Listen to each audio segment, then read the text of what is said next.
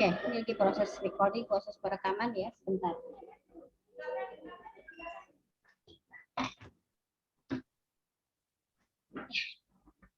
Baik, penting sekali membuat program kerja, program perencanaan, kegiatan apa saja yang akan kita lakukan ke depan. Wabil khusus Humas. Nah, Humas dalam membuat perencanaan program kerja itu sebenarnya memperhatikan kepentingan karyawan, kepentingan perusahaannya.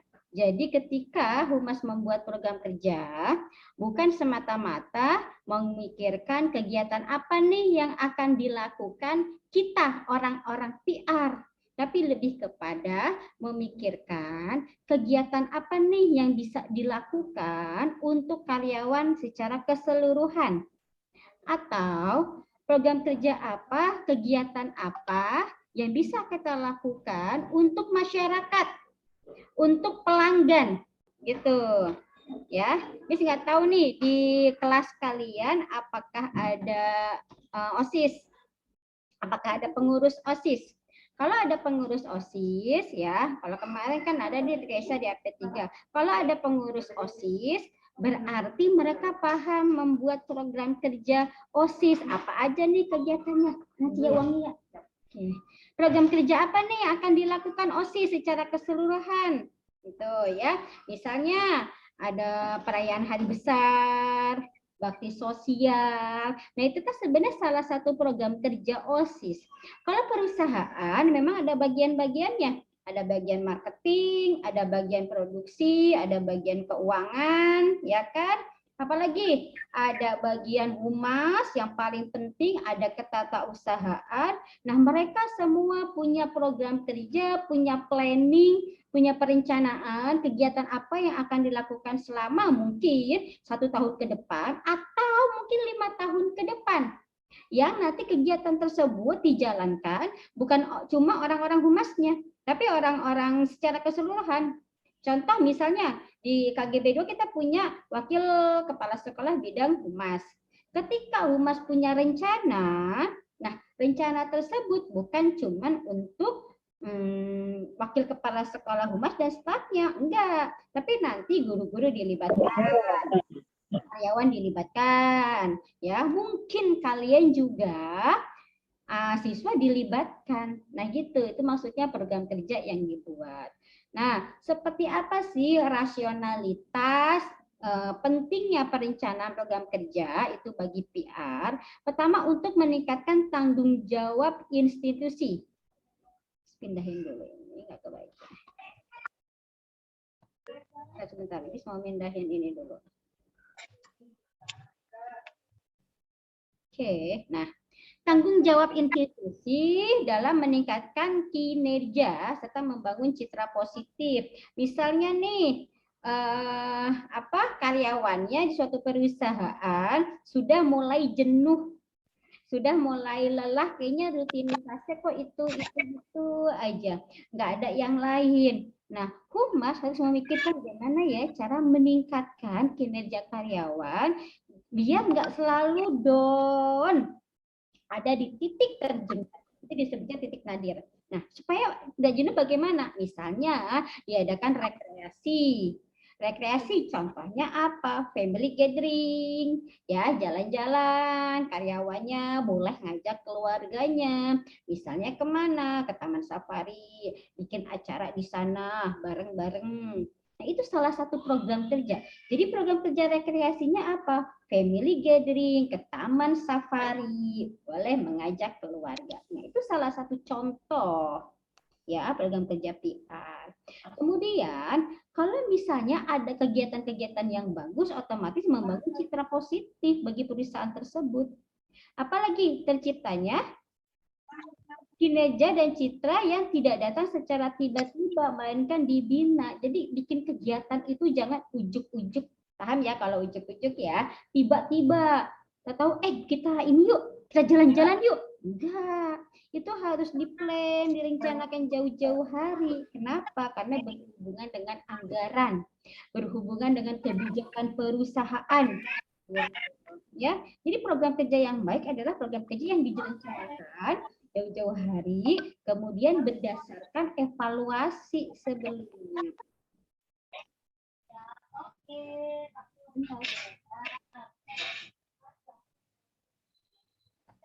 Berikutnya, prinsip perencanaan program kerja yang seperti apa? Suatu rencana bukan menyangkut masa lalu. Artinya, ya dalam membuat program kerja jangan program kerja yang kemarin-kemarin, yang masa lalu, tapi buatlah program kerja yang lebih diperbaharui lagi, lebih bagus lagi. Kalau tahun lalu sudah pernah ada program kerja tersebut, sudah berjalan, kita evaluasi. Yang kurangnya di mana nih dari program kerja tersebut? Yang bagusnya seperti apa? Gitu, ya.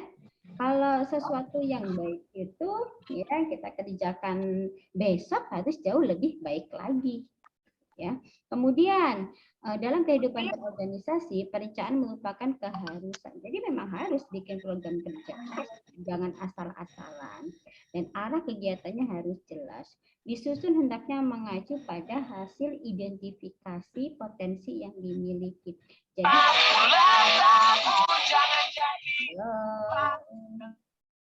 jangan sampai radio. Nanti nggak kedengaran suara misnya.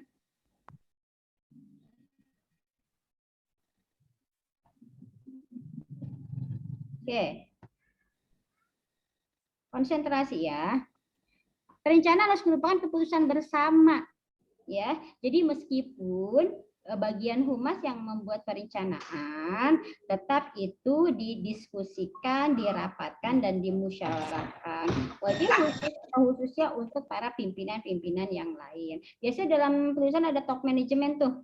Mulai dari direktur, manajer, gitu kan, mungkin wakil manajer atau asisten manajer. Nah, dalam membuat perencanaan humas ya harus butuh persetujuan dari top manajemennya atau top manajernya. Membuat gambaran faktor pendukung dan penghambat ya. Jadi kira-kira kalau planning ini akan direncanakan, akan berjalan, kira-kira yang mendukung apa? Misalnya dana. Kita buat perencanaan mau family gathering seluruh perusahaan dengan jumlah karyawan yang 200 orang. Boleh ngajak keluarganya. Logikanya itu kan berarti butuh biaya yang banyak ya.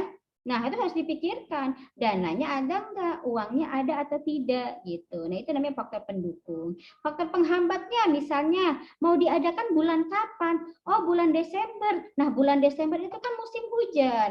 Sering hujan. Nah, itu kira-kira diprediksikan akan menghambat atau tidak. Kemudian disusun secara fleksibel. Artinya gini, kira-kira bulan Desember. Tapi kalau ternyata bulan Desember curah hujannya lebih banyak, boleh dimajuin, boleh dimundurin tuh kegiatannya ya. Yaitu namanya fleksibel. Bentar.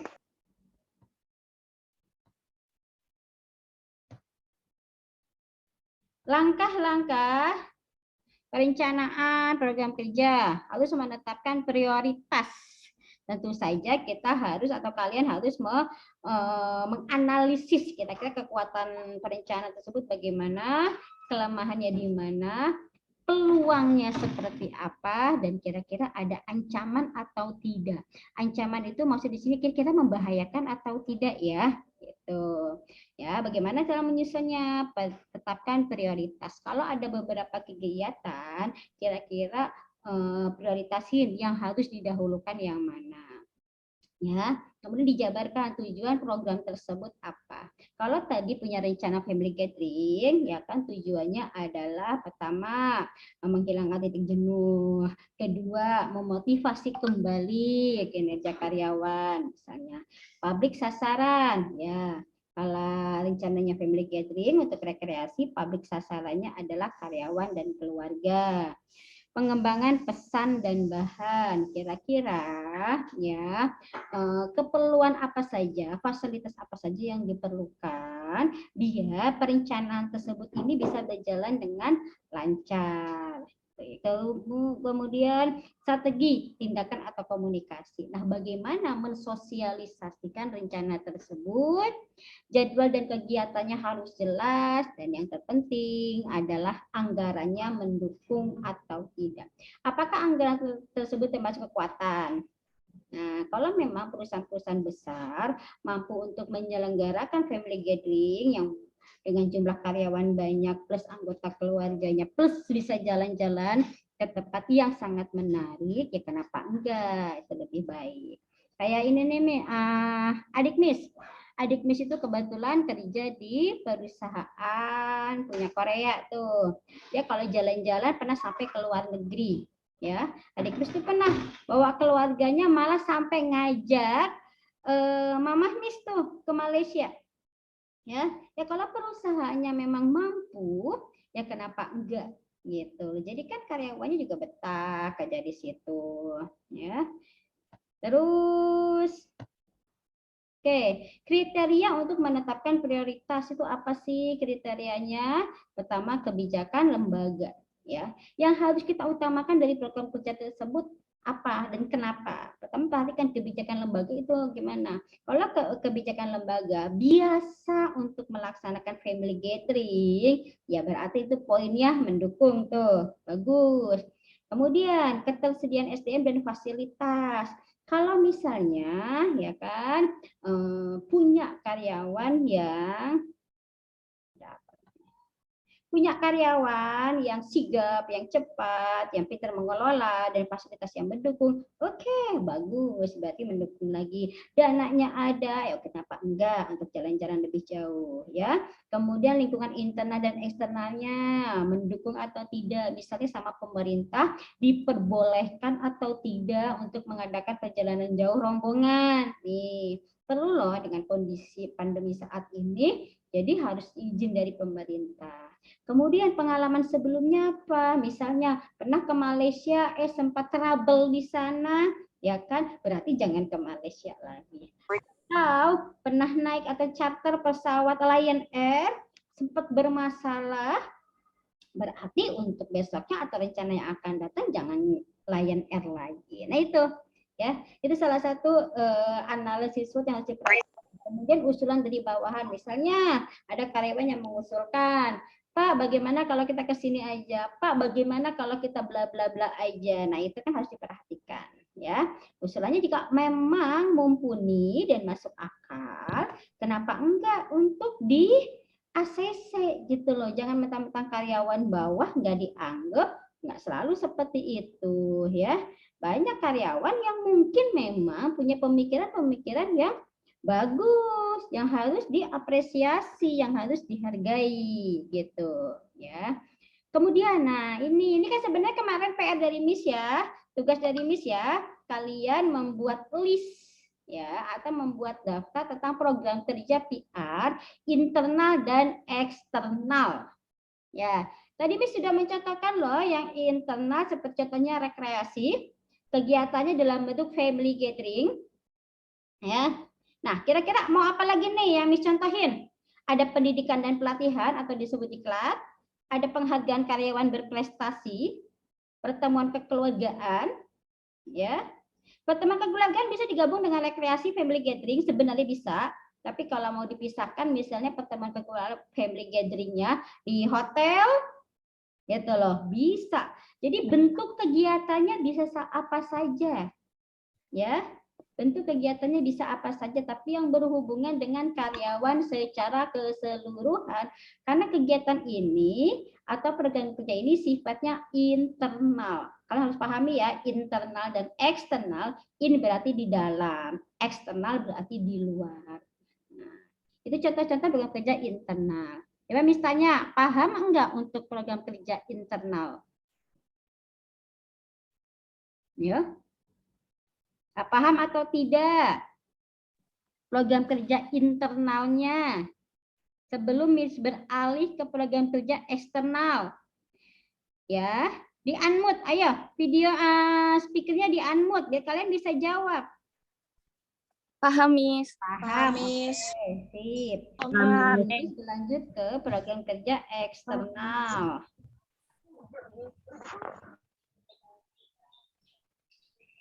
Oke, ini eksternal ya. Eksternal berarti di luar. Jadi program kerja yang dibuat untuk masyarakat secara luas, masyarakat umum, atau juga mungkin pelanggan ya atau customer. Kemudian bisa bekerja sama dengan pemerintah, dengan Pemda, ya kan? Atau mungkin bisa bekerja sama dengan yayasan sosial. Jadi tergantung program kerjanya apa, maka rekan yang diajak kerjasama juga disesuaikan. Nih, program kerjanya ada community relationship. Misalnya apa? Berpartisipasi aktif dalam kegiatan masyarakat lokal. Yang disebut masyarakat lokal adalah masyarakat yang berada tidak jauh dari perusahaan tersebut. Itu masyarakat lokal. Ya, misalnya nih perusahaan-perusahaan di Cikarang itu kan punya apa? Ada di satu kelurahan, ada di satu kecamatan, ya.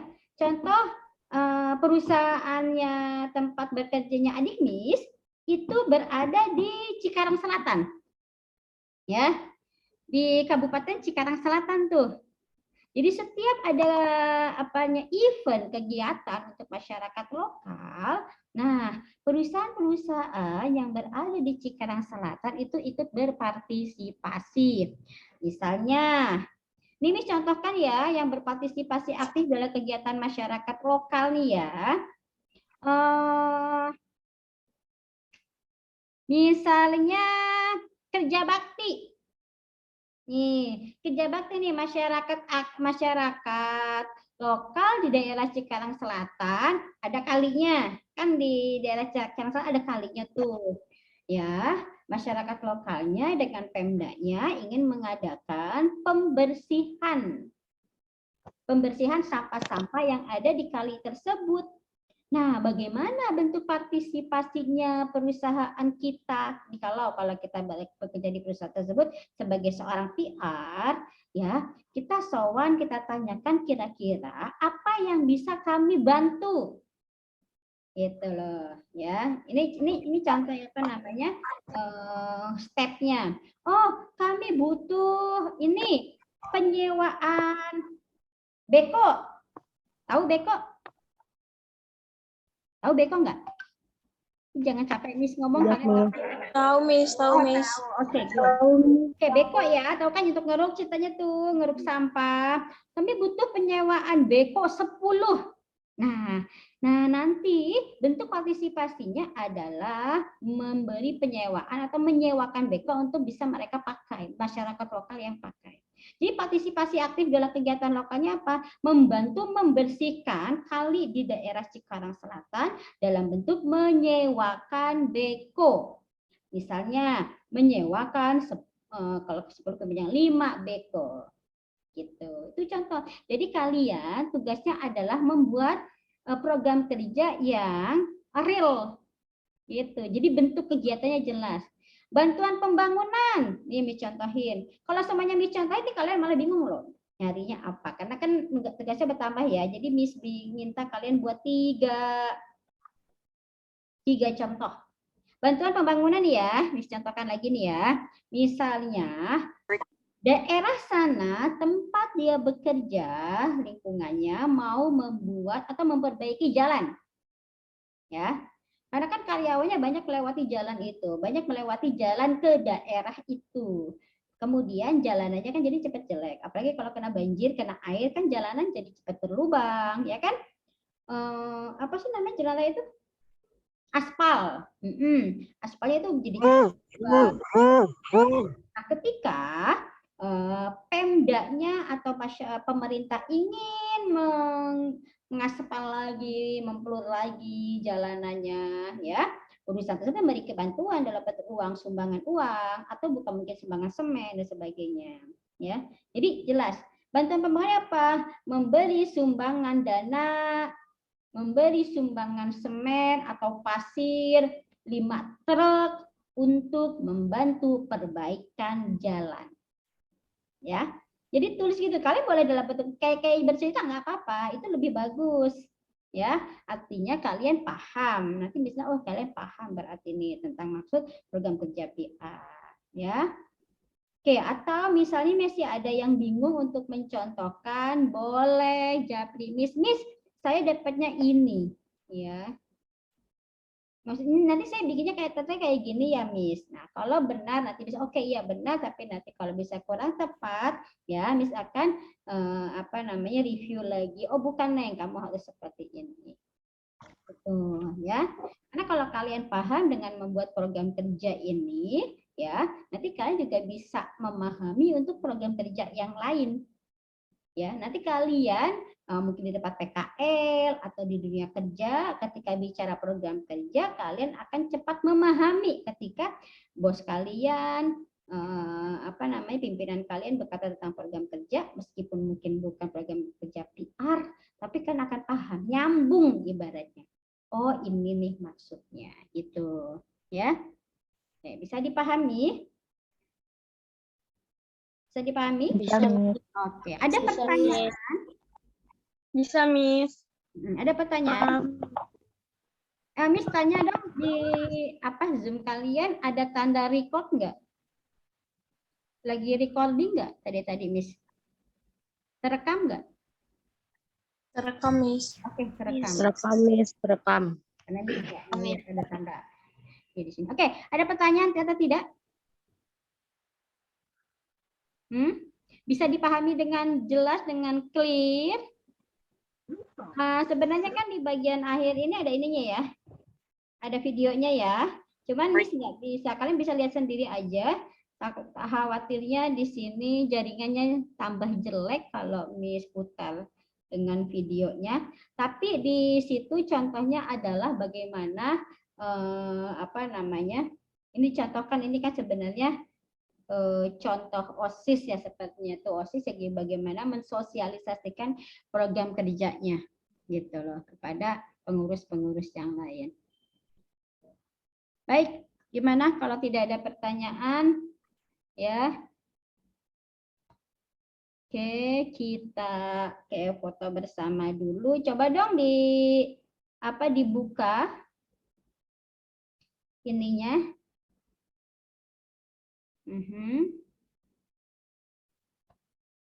Ini tidak bisa. Bentar ya. Aduh, ini pakai virtual background. Itu dulu.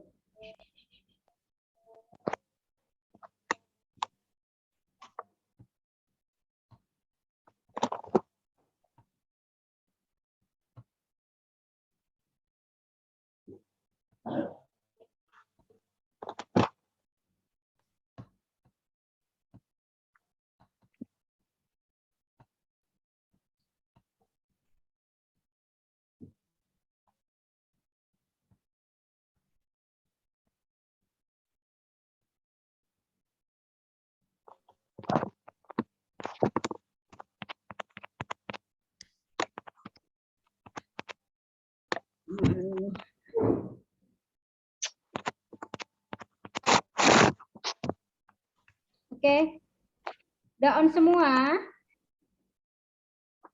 Ada yang pakai ini enggak? Ada yang pakai laptop enggak? Sebentar ya.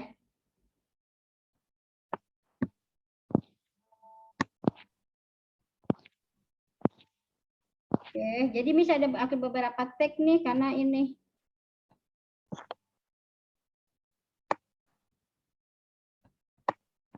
Sebentar, ada beberapa slide.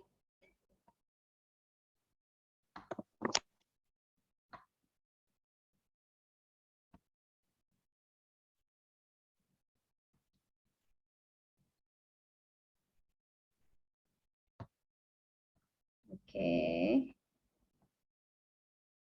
Halaman kedua. Ya, ayo di halaman kedua dibuka HP-nya. Kita foto bersama lagi. Afani, Hermayani, Desvia, kemana? Gambarnya dipertahankan dulu. Iya. Ayo. 2, 3. Oke.